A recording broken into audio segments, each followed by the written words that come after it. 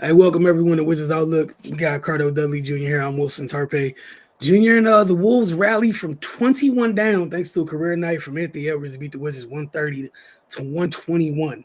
Washington got off to a very, very hot.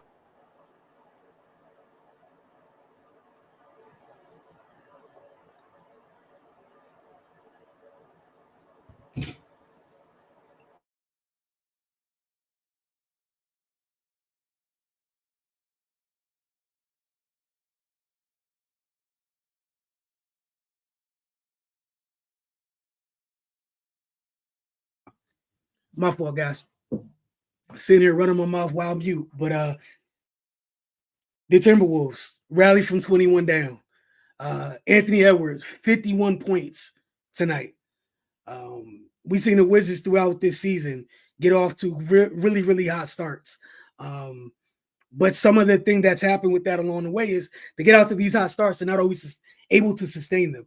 One of the things we know about the Timberwolves, they pride themselves on a particular end of the floor that the Wizards have struggled on. So, just a different outlook at philosophies. And they got some firepower on offensive end. While the Washington did shoot the three ball well in this game, it's hard to be one-dimensional against any team in this league. You're not going to go into the paint and have great success with Gobert and company down there. But, Cardell, your thoughts on Ant Edwards leading the Wolves back into this game, making sure they don't drop one late? To me, outside the first quarter, it was business as usual. Look, the Wizards came out as hot as one can be, especially against on the road, especially against the caliber team defensively that the Minnesota Timberwolves is. Look, 63% from the field, 69% from deep in the first quarter. Jordan Poole and Kisper were combined 5 of 8 from deep. And 9 of 12 from the field. Fortune. It's no other way of putting it. Johnny Davis had a strong start, 6 points, 2 of 2 shooting to go along with it. You know what I'm saying? But again, Anthony Edwards had 12 points in that quarter. And with that fast start, I think they were leading at 19-5 at one point. The Wizards finished the first up 44-26. They were up 18. Okay. Again, the Minnesota Timberwolves are the number 1 defensive team in the league for a reason. And you saw it over the last 3 quarters. They didn't even reach 30, the Wizards. Meanwhile, every quarter, the Timberwolves scored 30+, including in the third, where Anthony Edwards were crazy, and I believe he had about 17 in that period, if I'm not mistaken. And, yeah, he had 17 points in the third, 7-11, which pretty much blew the game open. The Wizards made a run, but with that being said, it is more of the reason why they're going to be watching the postseason instead of being in it, and why their record is what it is. I applaud them for competing. Obviously they don't have all their horses, Kuz, Landry Shamet, Tyus Jones, all them guys, Rashawn Holmes. They're out. They're playing with a bunch of young guys outside of, Denny, Jordan Poole and all these guys. And when I mean young guys, I'm not talking about age, I'm talking about number of years in the league for those that are going to be like with Jordan Poole and Kisper young. They're just like rookie guys in their first and second year, or been in the G League mostly, and they're just finally getting their footing in the league with the Wizards and whatnot. I know the Timberwolves don't have Karl-Anthony Towns. He's on his way back, but I know he didn't play tonight. But, look, with that being said, I applaud them competing, man, but it's more the same. It's more the same. When you get a big lead like that, obviously Minnesota's going to make a run. You got to be able to withstand it and hold it, come back with a run of your own. And that's how you pull out these wins, these type of wins, just like, what I mean, when it comes to, what they did with the Bucks, about a week and a half ago, you know what I mean? So, well, not last week when what they did with the Bucks. They were they gave them a run, they hit them with a blow. The Bucks came back with a blow, and then they responded with one, and that's what was encouraging. You didn't see that, which is not surprising, obviously, like I said, concerning the team that they're playing against, the way they clamped down defense. And also, I think the first quarter, yeah, they came out blazing hot, but also I think it's a little bit of Minnesota coming out lax. Let's go ahead. They expecting themselves to win. Coming out lax, and the Wizards jumped on them.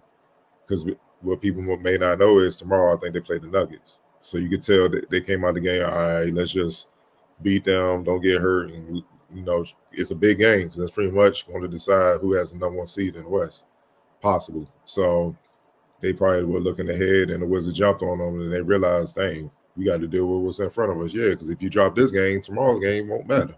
So that's how I go. And then they woke up and played Minnesota Timberwolves brand of basketball for the most part. I know I know Finch is going to be like, nah, I'm not satisfied, but he should be that way. The playoffs is on the horizon. They got a chance to do something very special, man. But, it's just more than that. And then obviously Anthony Edwards, the best shooting guard in the league to me by far, not even close.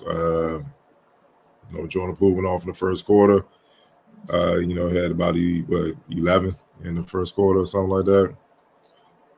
Man, 13 the last three quarters, and 9 to 22 from the field, 5 or 13 from deep, and that's a product of seeing Anthony Edwards, or if you get by him or get the switch, Jaden McDaniels, Nikhil Alexander-Walker, Mike Conley. It just never ends. You're gonna see somebody that gets down and get low and they get after defensively, man. So, but a hell of a career night for Anthony Edwards, man. But I'm not shocked considering, disrespected the liability defensively that the Wizards have been all season. And I know once they got a rhythm, I knew, it was pretty much over once they started making a comeback, especially with a guy like Anthony Edwards, man. He's a killer. He's the, I said it in the preview, he's the closest thing at the shooting guard position as far as both ends excellence since Kobe Bryant. Doing it night in, night out against any and everybody. Get you 30. Like tonight, he had 51, 7, and 6. But then he can lock up people on the other end. You just don't find that anymore, man. That's what makes him special. And that's why I was just like, it's not even close. He's the best shooting guard in the league, man. The thing is, he's getting started. It's gonna get ugly. You know what I mean? So I feel like the Timberwolves handled business minus that first quarter. I appreciate the fight from the Wizards. Like I said, man, it's a lot of youngins fighting for jobs and some vets trying to fight to stay in the league, on that team. And they're trying to prove to the Wizards first that they belong. And if the Wizards don't want them, they got to prove to the rest of the league that they belong. And that could be tough when you're not playing for nothing, man. So kudos to them. But Minnesota did what they should do. Hey, everything you said, explain what happened tonight. And just for Washington, it's a good example of where you want to go. Minnesota's somewhat of, they're not a super old team. You got some vets, but they got their guy in and got the pieces around quick. So again, but the biggest thing to me that's shown out tonight was just how important it is that end of the floor that we've been complaining about for the last 2 seasons is. That end of the floor for 3 quarters totally threw this game out of whack. Everything good that happened in the first quarter, gone. Like Washington did a great job in the first quarter. And then it was never that simple again as the game went on. Matter of fact, as the game continued to go on, things got increasingly more difficult. You talked about Jaden McDaniels tonight. It's one of the things where, there are nights where he contributes offensively and whatnot. But it's one of those nights where think about what Denny's been for Washington as of late. Denny's been on a roll. What does Denny typically struggle with? Like dudes that size who can move with them, hold up, and him and Kuz like to get downhill and get the bump in and create space or whatever. But dudes that size that can hold up, that take their space away and bother them and agitate them with their length and athleticism. It kind of throws things out of whack. So yeah, like you said, Washington was missing some folks tonight. And I think Denny did have 15, but it wasn't the same type of production he's had rolling into this game. I mean, I think he was just coming off a 32-point game, being able to get downhill against Toronto and whatnot. But Minnesota's Minnesota, man. Like you said, they're going to get Cat back soon. And right now, I think that the Nuggets are winning the game they're playing tonight. So that's literally going to be, as you said, it determines home court in the Western Conference, right there hanging in the balance. But for Washington, like you said, there are some positive things. I'm happy with this newfound resolve they've had over the last 15 plus games or so. Wish we saw that earlier this year.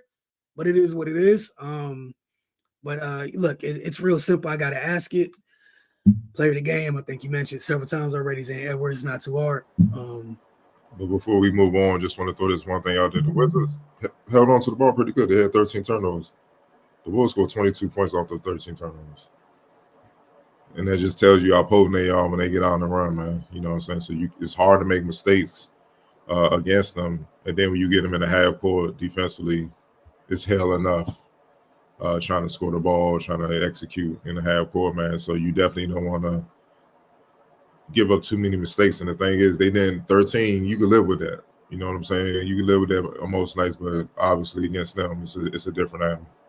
But yeah, obviously, yeah, clearly Anthony Edwards' career night, 51 with 7 to 6, deadly efficient. You know, it looked like he was in the gym just working out, man. Honestly, at points, man, it was that 17 to 29. Sheesh, 6 to 13 for 3. 100%, 11 from the free throw line. All that came in the first quarter with only 2 turnovers. Dominant, man. Like, what more can you say? Dominant. Brother missed 12 shots. You went to a 50 piece. X Factor for the night. Who'd you have? Man. Man. And also keep in mind, Naz Reid got ejected. Right. That first quarter, so it probably would have been worse if he would play. But X Factor, man, I gotta go with Rudy. No, Nickeil Alexander-Walker, my fault. 23 points off the bench. 9 of 19. It was between him and Rudy, but I'm gonna give it to him. 23 points, 9 of 19, 4 rebounds, 5 assists. Yeah, that 39-point quarter, him and Anthony Edwards. And keep in mind, Nickeil's only averages 7.8 points a game. Hit you with 23 off the bench, man. Again, the Wizards in defense, overall this season, they've been allergic to it. And this is what you get. Yeah, all-around performance from Alexander Walker tonight. You mentioned the 23 points. One of them 2 steals and 2 blocks, too. Mm-hmm. What Minnesota relies on, it starts on the end of the floor for them, as you mentioned, that third quarter. Ant and him had quite a time. You mentioned Naz Reid being ejected. They almost, obviously, they missed Naz's production, but Alexander Walker filling in some of that production with a night like this. So credit to him for the night that he had. And like you said, one of the first things that popped in my mind was Rudy, but that's just Rudy being Rudy. Bro, I don't know why people don't understand the immense value that he brings, but people choose to do what they want to do. 19, 16, and 4 blocks, which meant anytime you got run off the 3-point line, and we know Washington has several players. Once they get run off the 3-point line, love to get downhill. There was a whole lot of hold on. Once they got run off the 3-point line, because you know what was waiting. But again, that's why they're one of the best defensive teams in the league, man. Mm-hmm. Again, for Washington, I think up next they have Chicago on Friday, then Boston on Sunday. Got a couple comments. We'll get to these real quick. Appreciate y'all for the comments all year long. Truly do. It's actually sad at this point how often we have no pay presents. Man, y'all do it to yourselves, man. Like, Gil's undersized. He's only like 6'7". Patrick Baldwin Jr., man, he's 6'10", man, but man, what my man weigh, man? Like 205 or something, 220. They say 220. He ain't moving Rudy Gobert out the paint, man. He ain't moving when Naz was in the game. You ain't moving him out the paint. Dog, they light up there with no Rashawn Holmes, no Marvin Bagley. Remember early in the year before Gafford got traded, he was fighting for his life every game. I couldn't, like, I don't care what his stats say. I can't criticize Gaff, man, because he down here battling, dog, no help. And he's undersized too, man. I mean, I don't understand why people think size don't matter in sports. It does, though. Like, it wears on you. And you down, and that's without Karl Anthony Towns. You could just see what they was doing. Rudy at times was looking like Shaq down there. They just had to hack him. Just go to the line, bro. Just hit him, man. So, I mean, yeah, man. They're not a small team, especially when they're healthy. You know, that front court, I don't know if y'all noticed Jaden McDaniel. They said he grew. He's 6'11". That's your wing. So that's 3-footers essentially from the 3 through 5. And then Town Cat 7 foot. That's your 4, and then you got Rudy. 7'2". So yeah, it gets real down there. And then you got to fight to get past Conley and Anthony Edwards, and then you turn the corner, and that's what's waiting for you. It's real. And then just when you think you get relief, that's Reed coming in. And he's 6'9" or whatever. He's 6'11", about 265, man. But moves like you, moves like a guard. So yeah, it can get frustrating. It can get real. Again, why they're one of the best defensive teams in the league, while they'll be playing for the right to have home court advantage throughout the Western Conference playoffs. Like, it's why they're in that position. Right, it's a damn good team. And obviously the Wizards on the other end of the spectrum. They're trying to get there, but there's a lot of steps between them and where the Wolves are right now. Have y'all watched Rob Dillingham at all? And if so, what do y'all think about him? Cardell, before you answer, just want to let you know, Area 11T, we should have something coming for you guys soon when we wrap up the season and whatnot and take a look at what's ahead. So y'all have y'all questions ready, pay attention, follow along on social so you guys know when that is. But go ahead, Cardell. Yeah, definitely. Watched him. I've been watching him since he was in high school. He was at the Kanye West school, Donda Academy. They came here to DC to play. So he was committed to NC State at that point, and similar game, really explosive, a little bit smaller, a little bit shorter, obviously, being like underclassmen. Really score the ball quick, and you just seen it. His game is mature, but it's still the same type of game, as well as physically as he's mature, he's gotten taller, bigger, whatever, more experience. And I saw him live earlier this year up in Philly, Kentucky. So. Yeah, man, he's one of them Lou Williams types, man. And microwave, Benny Johnson, those going way old school. Andrew Toney, Boston Strangler, dude, get in, come in off the bench. He 20 to 30, quick. You know what I mean? Make it hurt. You know what I'm saying? He's one of those guys. He got a little Tyrese Maxey in him. Tyrese Maxey, I believe, is a little bit bigger, a little bit more athletic. But he got a little bit of him. I see him and him as well.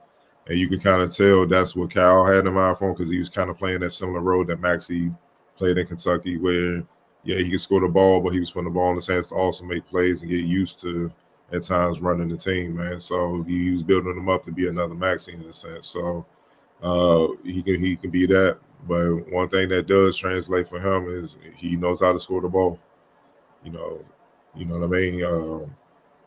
I'm not gonna say he's Cam Thomas level of a scorer, but I don't think Cam Thomas is coming. I'm comparing him as Cam Thomas came out of college, not now. I don't think Cam Thomas was the level of a playmaker that Dillingham is either. So he has a lot of traits in him, man. Talented kid. I think the NBA game with the pace and all that, I think it'll open up a lot more for him. So if he just take care of his body or not, and be patient. Be patient. It'll come to him sooner than later. Come to him pretty quick, and he can do what he do. And yeah, one more for Area 11T. I'm between him and Castle for my favorite guard in this class. Yeah, Castle, bad boy too. Bigger though. He's 6'6". And one thing he got over Dillingham is a chip and far better defender. Far better. That's the thing. Far better. Far better. He can score in his own right. When I mean far better, far better. So he's the more complete player right now, man. So yeah, the workout's gonna get interesting, man. If I was them in this draft where it's so wide open, I won't be ducking nobody. Yeah, and not even get too deep in what this place needs, but we keep talking about that end of the floor and how important it is and whatnot. Just if you can look at, when you guys are thinking about stuff, looking at stuff through that lens. Maybe not anybody like you mentioned, difference between Dillingham and Castle, but just in general, like, where nothing's getting fixed around here, so they can defend. Just Being completely honest, nothing's getting fixed. And one of the most important places to have a good defender is at the point of attack. You just mentioned the Wolves, right? Mike Conley's still a damn good defender at the one. Mhm. Yeah, I mean, he's always been. And it goes a long way. We've seen time and time this year what happens to the Wizards when they take on defensive teams where the person at point of attack dictates the terms. Matters. But again, we'll have something soon for you guys. We'll kind of just look back on the season, wrap things up, look ahead and whatnot. So kind of if you have some questions together, just jot them down, open the notes app. If you got it, just have them ready to go. And Cardell, Ray, and I'll try myself to try to, chime in and answer here and there. But we're getting close to doing like, just a little postmortem on the season as we get closer and closer to the end. So, which is like Sunday, pretty much. But y'all have a good night. Appreciate y'all. We'll talk to y'all again on Friday.